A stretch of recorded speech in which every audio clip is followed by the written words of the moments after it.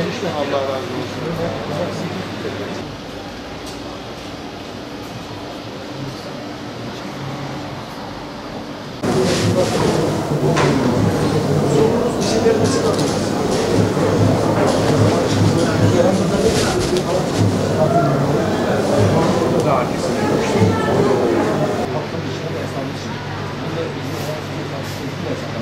Yok.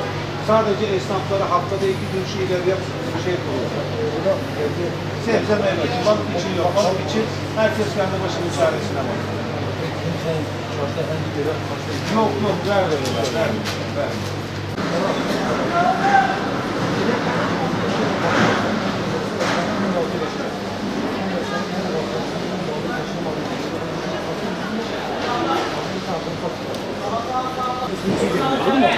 Ama şimdi bu 7 gün 2 gün zaman olmaz abi.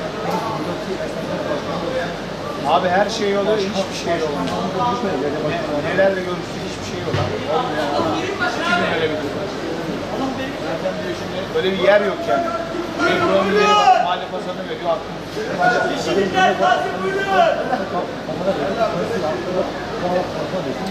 Öyle vermiyor abi, her yerde pazar var. Düzen var. Arkadaşlar hiçbir tanesinin doğayla haberi yok. 2020'de karar almışlar. Dernek başkanı, yönetim kuruluyla belediye başkanımız karar alıyor. Buradaki esnafa beyan ediyor. Bir oda başkanının haberi var. Oda başkanının yanındaki kendi yönetim kurulunda burada yerler yok.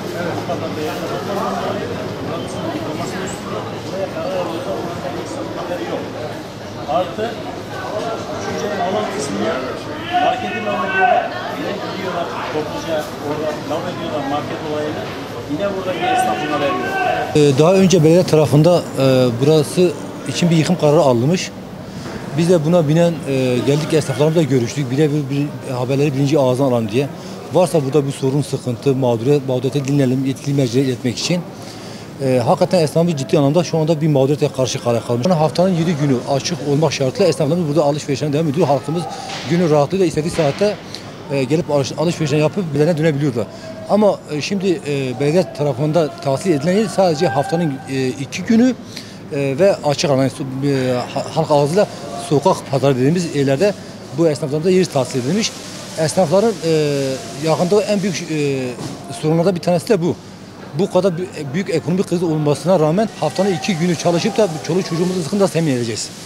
Haftanın 7 günü çalışmamıza rağmen çoluk çocuğumuzu temin etmekten zorlanırken bu 2 güne nasıl çoluk çocuğumuzun rızkını temin edebileceğiz diye. Tabii ki bunları dile getirmekle birlikte biz de buranın yıkılmasına karşı değiliz. Yıkılsın, birlikte bu başkanımızı ve esnafımızın mağdur olmamaları için belediye tarafında gereken önlemlerin ve korunmanın sağlanması tarafındayız biz.